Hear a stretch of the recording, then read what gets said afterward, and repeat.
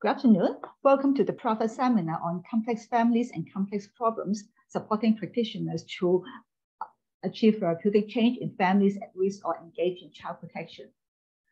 I'm Cynthia Leung from Victoria University, and I'm also a member of the PAFRA. We'll start with acknowledgement of country. Victoria University acknowledges ancestors, elders, and families of the Burrawong, Wurrung, and Wonderwurrung of the Kulin, who are the traditional owners of our university land in Melbourne, and the Gadigal and Guringai people of the Eora Nation, upon whose ancestral lands our place of learning stands in Sydney. I acknowledge the lands of this country on which all of us reside today, and pay my respects to all elders across this land, past, present, and emerging. I acknowledge and welcome all Aboriginal and Torres Strait Islanders here today. Before we start, may I ask you to take a look at the housekeeping rules. This webinar is being recorded, and you can pose your questions in the Q&A session. And it is our great pleasure to have Professor Sarah Dawn and Professor Paul Harnett to share with us their work on supporting practitioners to achieve therapeutic change in families at risk or engaged in child protection. Sharon is a professor of clinical psychology, and she's also the co-developer of the Parents Under Pressure program, which is designed for complex families that includes parents with substance abuse. And Paul is a clinical psychologist, and he's also the co-developer of the Parents Under Pressure program, a program which is specifically designed for families with complex needs. So without further ado, I'll now hand over to Sharon and Paul. Thanks.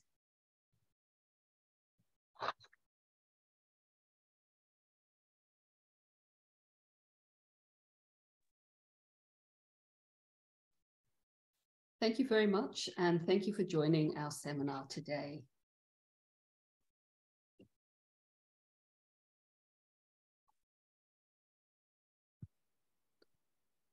So today we're going to talk about the Parents Under Pressure program and a little bit about the journey that we've taken to get here, and mainly about the support that we're providing for practitioners to try and help families that have very complex lives. And here you'll see on the screen, the sort of summary is that chaos is the norm for the families that we work with and the practitioners we work with.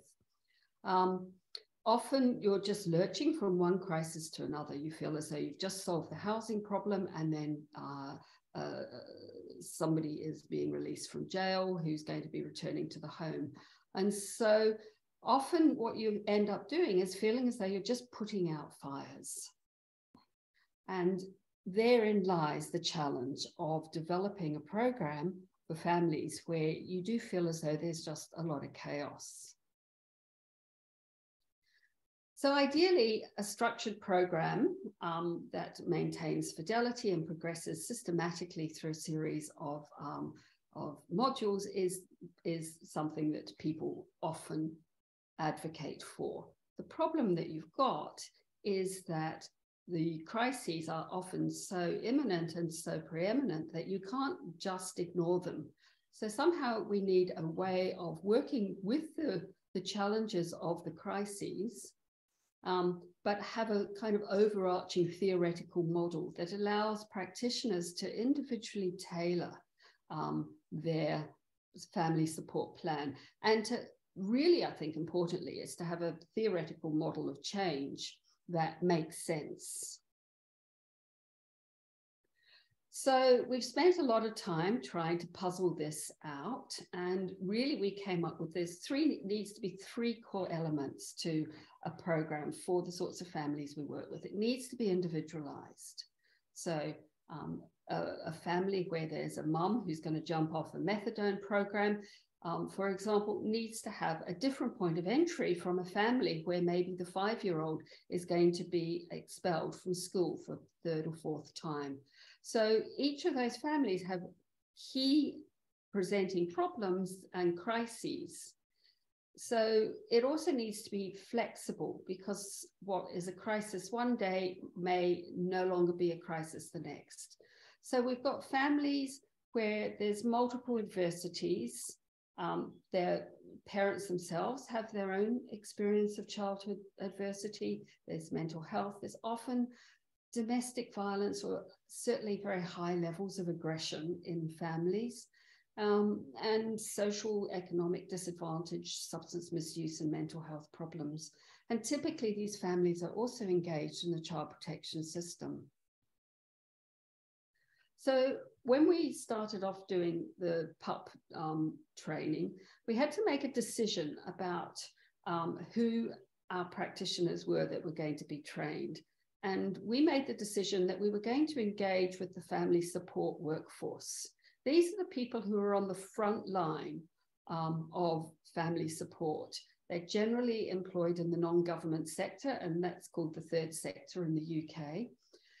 Professional background is sometimes social work, but often people don't have formal tertiary qualifications. And it's curious in a way when you step back and think about it, but the practitioners in the family support field work with the most complex of families, with the most complex of presentations. And by and large, these are the families who are not seen in traditional clinical psychology services. So we need to take complex ideas and distill them into a framework that the frontline worker, our family support practitioners, will embrace. They'll feel excited by it, they'll feel enthused, they'll feel as though it's got utility for them. That they in turn can communicate with families and that it makes sense to parents. So this is where we arrived at our integrated theoretical framework. And I'm going to hand over to Paul now. And he's going to talk you through that. Yes, now it was a long time ago that we developed PUP. It's been in development for about 20 years, although the integrated theoretical framework is more recent than that. When we first started developing the PUP program, the big issue at the time was around program integrity or program fidelity. Programs traditionally had a number of sessions, and each session had fixed content, and you did those sessions in a set sequence. And deviation from that sequence was considered to compromise the integrity of the program. And that created a big challenge for people working in child protection with families with complex problems, because the reality of working with those families is that they, as Sharon said, they move from crisis to crisis. And you can't have a fixed agenda, it just doesn't work. If your session was to practice mindfulness, for example, mindfulness of the breath, and that was what you're supposed to do that session, and you arrive to find that the family's just been sent a housing eviction notice, and they're pretty stressed out about that. They haven't got any alternative housing organised. Sitting down and getting them to do mindfulness of the breath just isn't really going to work. So what we wanted to do was to create a framework for thinking about families where we could assess their strengths and challenges and come up with a case formulation that would then result in some goals, and we can identify what goals we're working with in the therapeutic context and then develop a case plan to address those goals. But we need flexibility. So you might have specific therapeutic techniques that you aim to do in a session.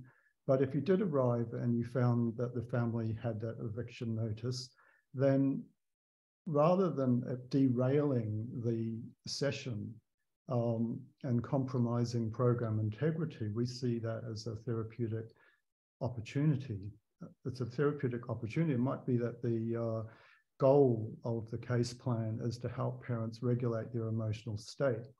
You know, that here they are in a stress situation, so it's an ideal situation to start practicing some of the emotion regulation strategies that we were going to do in the session. It's an opportunity to work with to teach them problem-solving skills, and perhaps it may be that they need to engage in social support. So it provides the therapeutic, that crisis can be turned into a therapeutic opportunity. The only way that people can think on their feet and respond to those kind of crises is to not have that sequential set program, but the flexibility and that comes from working within a theoretical framework. So what I'm going to just briefly do is go through what that framework is, and then I'll hand back to Sharon. The starting point of the integrated theoretical framework is the child developmental outcomes. The PUP program, and we call it a parenting program, but in many ways, I mean, what we're aiming for is good, positive child developmental outcomes. And we think about outcomes more holistically, not just behavioral problems, but physical, emotional, cognitive, social, and cultural. Working with First Nations families, clearly cultural identity is a big issue. So what we're aiming for throughout is child outcomes, and we frame that to the families that what we're working on is to help you as parents get the best outcomes for your child. So the focus isn't actually on the parents, it's on the child. Although clearly it's the parents who are going to be doing the important work.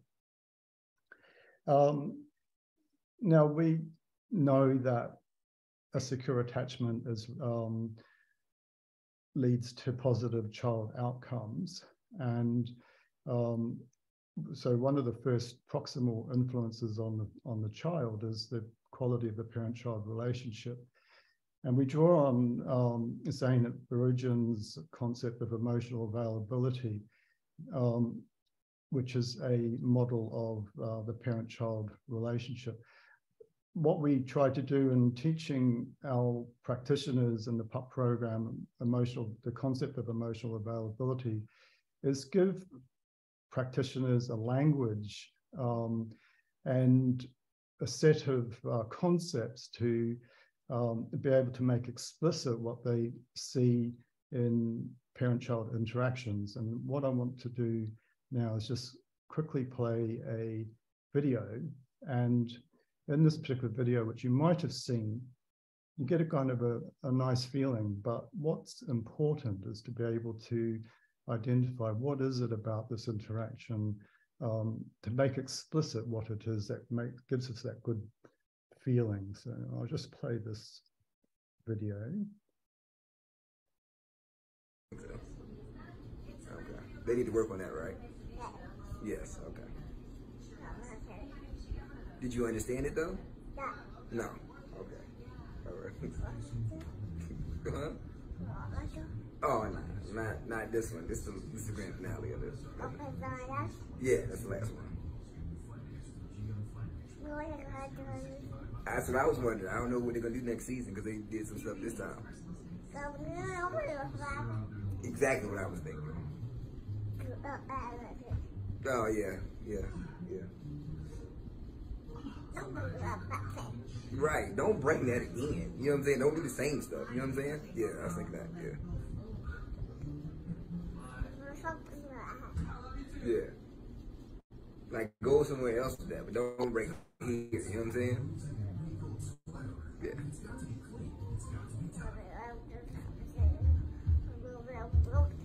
That's what I said. And then it was like, Okay. They need to work on that, right? I'll just stop it there because it seems that there might be some technical difficulties, but you get the gist of it. This father is picking up on this child's signals, just enjoying the child. It's from an emotional availability perspective, you'd say that this is a very sensitive father, but he's also providing structure. He's putting some scaffolding into place to be able to get that child to sort of have that interaction between the two of them. And so there's sensitivity, there's structuring. Emotional availability includes hostility. So is the father hostile? Not at all, absolutely. That child feels very safe with that father. And it's there's a lot of warmth there, sensitivity, structuring, non-hostility. And what's also really interesting from the child side, and looking at when you are actually looking at using the emotional availability concept, looking at the child side as well, is that child's safe with that father and is drawing the father in and is involving the father as well, is responsive to the father and is so is engaged, which is what emotional availability is a positive emotional connection between the parent and the child. And it's lovely. And if that father had not been interacting with that child like that before, the child just wouldn't be as engaged with the father, wouldn't be as responsive to the father, would be sort of sitting back, what are you doing, what are you saying? But because it's so comfortable, you know that there's a history of that, that kind of emotional connection. So emotional availability is a really central part of the integrated theoretical framework.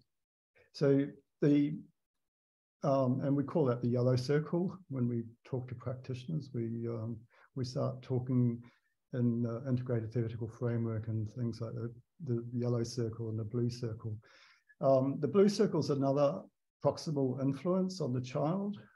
This is the parental expectations, the parents' monitoring of the child, family routines, and so on. So we know that child outcomes are better when there's less chaos, when there's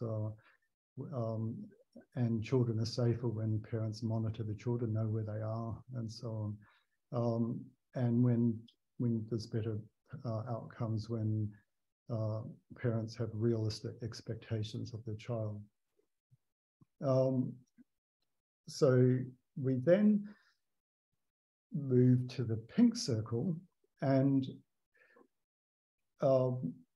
in the early days when I was training in various parenting programs, and the emphasis was on teaching parenting skills, which are those proximal influences, my work was in families involved with the child protection system, these complex families, and I might be able to get the parents to increase their repertoire of parenting skills. And sometimes they actually came with parenting skills, and you would observe them and you'd think, well, they've actually got quite a good knowledge, and they can do those proximal influence things that are expected of parents some of the time, but they're out of control emotionally for whatever reason, through high levels of stress, trauma, substance misuse. They're also often not particularly good at problem solving. And so see that that pink circle is kind of like the parental resourcefulness, if you like. And so now let's move out a little bit. The level of resourcefulness is going to be important, is how they buffer the real world situation, which we'll talk about in a minute. But part of that resourcefulness is having social connection to family, connection to culture, connection to community. And if you've got that, then you're more able to be emotionally regulated and so on. And these parents live in the real world, and but I gave the example earlier about getting a eviction order and the families needing to find new housing. I mean, these are the realities. And although you say, well, a parenting program should be focusing on the blue and the yellow circle, it's a bit naive to think that those real world problems are not impacting on the parents, and the level of impact on the parents and their capacity to do those proximal things well will depend on how resourceful they are and how well they can actually deal with those real world problems. So that's a very quick overview of the integrated theoretical framework. So I'll just pass it back to Sharon now. Okay. Just before we leave the ITF, one of the helpful things for practitioners that we hear over and over again is that family support work is about essentially case management. And family support work is very good at solving the housing crisis, the food crisis, etc. What is kind of unique about the framework is that it also gives them a way of thinking about changing some of the psychological processes that are maintaining problems in the families. So that's a big ask for practitioners. And so now we're going to just talk a little bit about the PUP training process. We thought long and hard about this as well. There is a term called train and hope, which is where you send your staff team off to 4 or 5 days of intensive training, and you pay a lot of money in staff and training costs, and you hope that something will change in their clinical practice. But we know that it actually doesn't. So the PUP training process is over an 8 to 12 month period. So what we have is some practice manuals, we have lots of interactive workshops, access to implementation support, etc., etc. So all of the key things that implementation science tells us that we need to have. We're currently working as a hybrid model of training. Of course, COVID made us all do the radical pivot, and we had to go from face-to-face to purely online training. We're surprised actually at how effective that was and how well received it was. I would never have gone there if it hadn't been for COVID. I'd have resisted it to the bitter end, but I had no choice. And so now, as restrictions have lifted, we've actually kind of kept some of our online training happening because it's really helpful for people from, a range of geographical areas. But increasingly, we're now moving to a hybrid model. So some of that training is face-to-face, and then we use our online resources. We've got a practitioner manual. We've got a parent workbook to use flexibly with parents and carers. A word on the parent workbook. Practitioners need to be encouraged to use it, but it's certainly not compulsory. And probably about a third of families will welcome and engage with the parent workbook. About a third, you'll be talking about key concepts, which is why we've got interactive PDFs that practitioners can use on their iPads. And about a third of the families, you're just not even going to bring out a parent workbook. And so we need practitioners to be really familiar with the content and the theoretical model. We have a commitment to measurement-based care, as it's often called these days. So sitting behind our PUP website, we've got a PUP online toolkit, and that's got a whole range of different resources. What you'll see on the screen at the moment is each individual practitioner has their own login, and they've got access to a client database. Now, this is a de-identified database. There's no client information on it, but what they can do is choose from a range of different measures that are appropriate to the family. The family can complete them, and these can be scored and automatically scored on the online toolkit. And importantly, there's a form feedback that gives people information about how they can go forward and use this information. So there you'll see some general feedback, which is just a description of what the CAMSR is. It's a really key measure for the PUP program because parental emotion regulation is a big focus. So we're very keen on that. So here you've just got your instructions or background. And here we have an example of a part of the feedback report. So it's giving you some general information here, and there's some suggestions about how you may use the parent workbook, look at the resources, etc., etc. So what we're doing is not only providing scoring, but we're using that to help practitioners think through their therapeutic family support plan.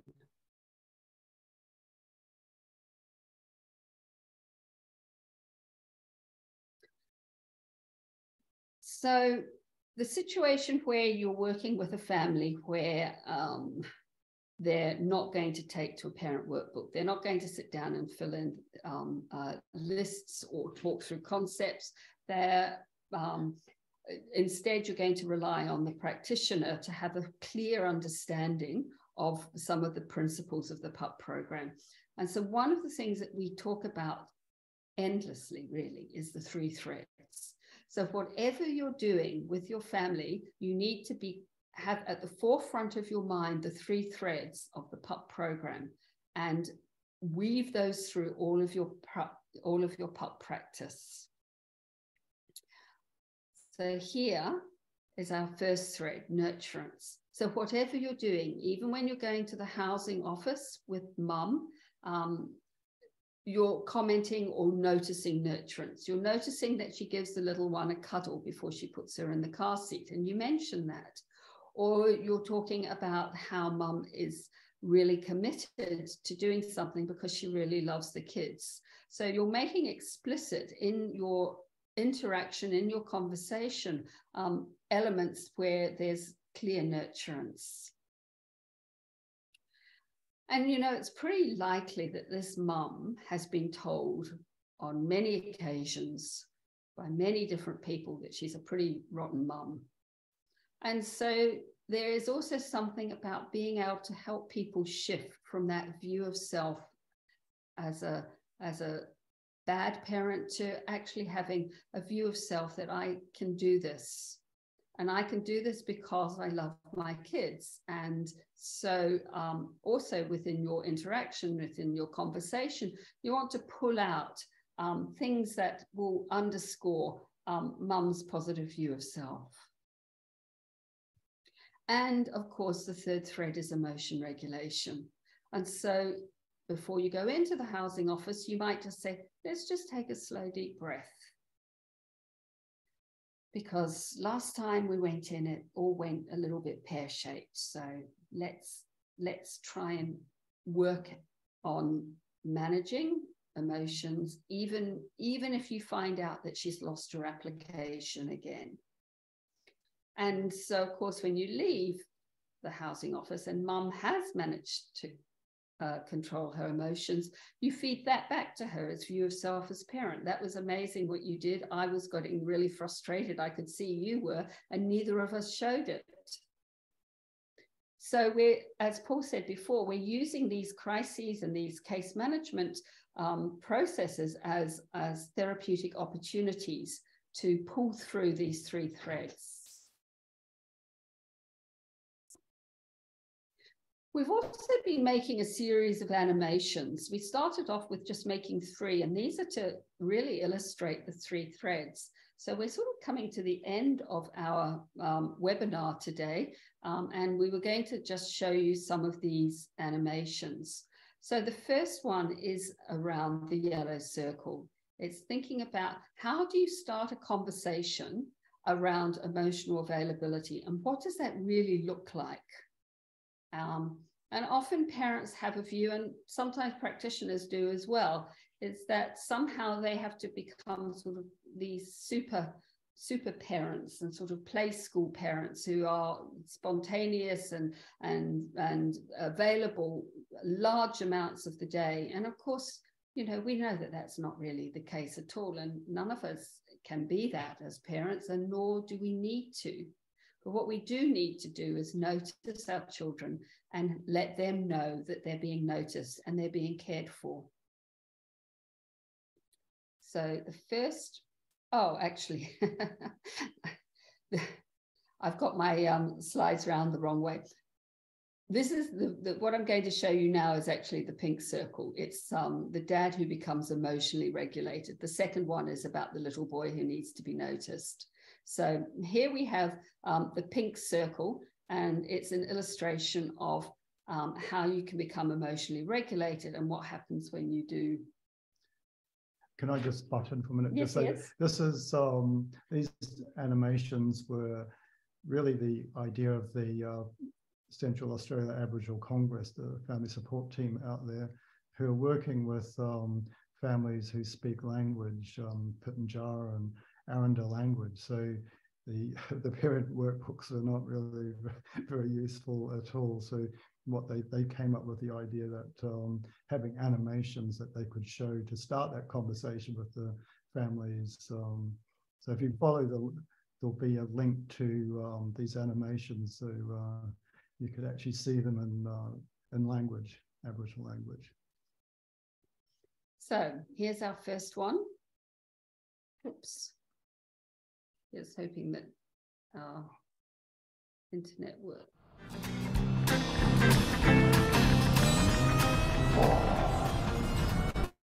That mechanic was fixing my car real slow. I shouldn't have given him all that money. And that's the last bit of money I had. I've always got no money. I'm stupid doing that. I'm going to be late now. My wife must be thinking what happened to me. She's on my back all the time. You've been out all night. What happened? I'm so stupid. I'm going to be late now.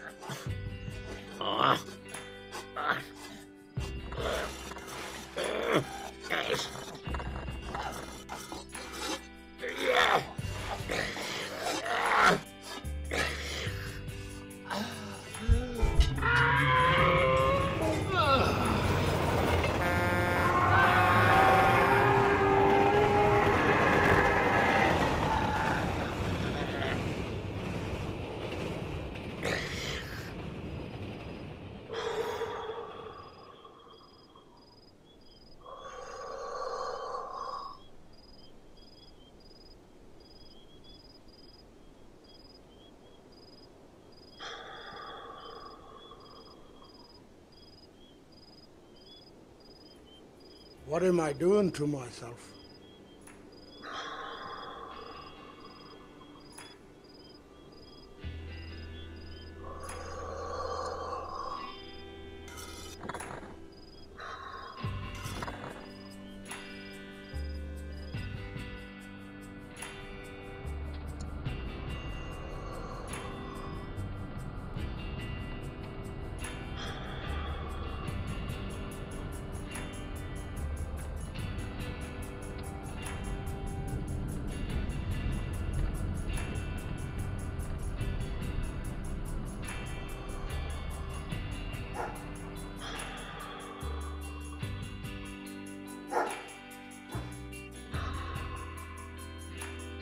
You've been out all night. What happened?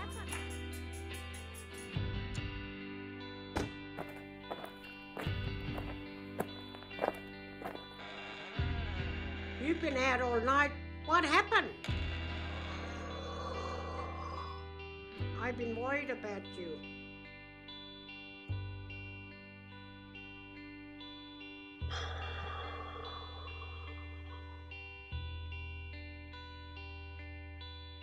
Come over here. I'm all right.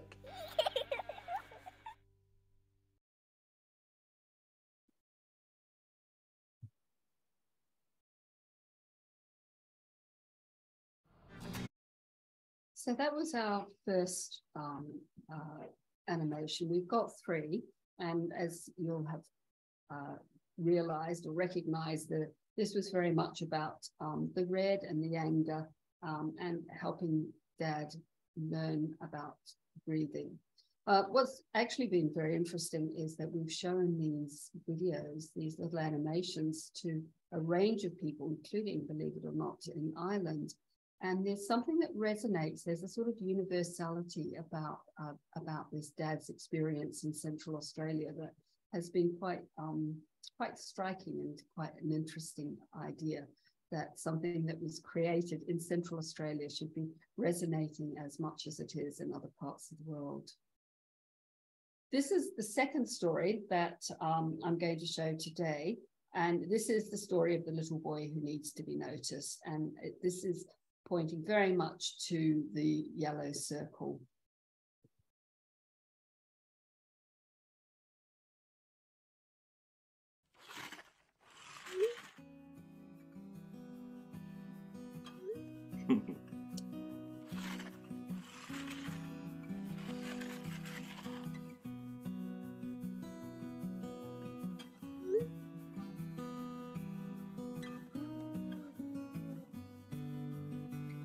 Not now.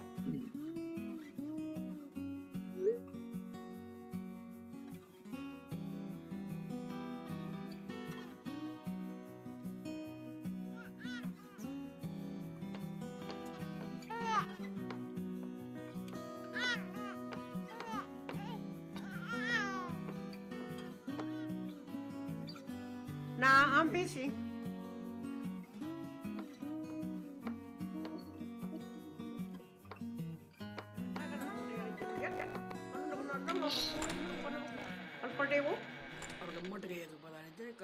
Shopping or bar first, more than the year about 1 tabak. Nakana ko lingi ter bel mo nal pa chak maron. Alright, I want a career with the candle. Yeah, Ko malan na mal marat pa na ko na mari chak karagal ko ta chak ha pa ma pa kay na mal. Pa na ba na ta na mang nan na kwat. alright, yeah, we're going in the area. What did you do that for? Hey, what are you doing? Naughty boy, you are.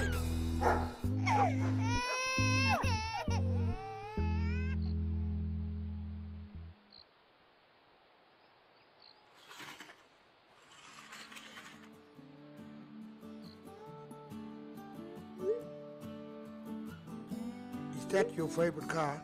Let me have a look. That's a good car. Ah, there you are.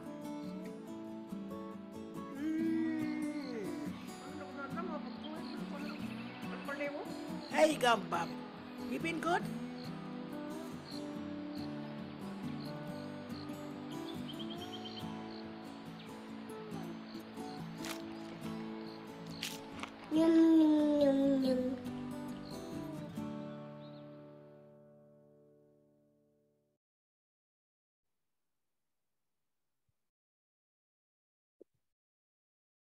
So we're currently in the process of making 2 more animations in Central Australia. So we've been going out to Alice Springs and creating some more wonderful stories with the team out there and our animation design team.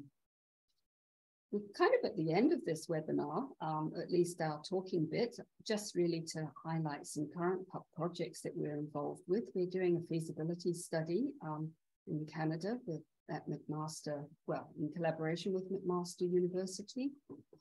We've just started a program in Wales. So we've been working in Scotland and the Republic of Ireland for many years now, better part of 7 years. We've just made our first foray into Wales. So we'll have a look and see how that works there. And the final project that we are going to start in the 2023 is an adaptation of the PUP program for families caring for a child with FASD. So one of the other project that we've been involved with for a number of years now, better part of 5 years, is developing diagnostic assessment for children aged 3 to 7. And we're now moving into our family support evaluation, where we're comparing PUP with a gold standard program developed for children with some evidence of success called the ALERT program. So that is us, and I'm going to stop sharing the screen and have a quick look at Q&A and see whether there are any questions that anybody has asked.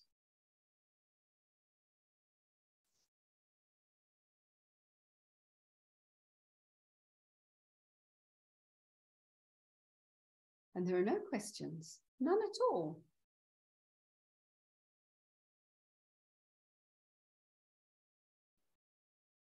Well, I hope that you enjoyed the webinar and you've got a little bit of an insight into how we think about working with complex families and how we're able to support practitioners. Cynthia, I'll hand it over to you to finish off the webinar. Well, thank you, John. Thank you, Paul and Sharon, for the wonderful sharing. It's really very meaningful and significant work. And we hope that it will be successful and they can help a lot of other families. And so thank you all for joining this webinar, and hope in the future you will join other PAFRA seminars as well. Thank you. Goodbye.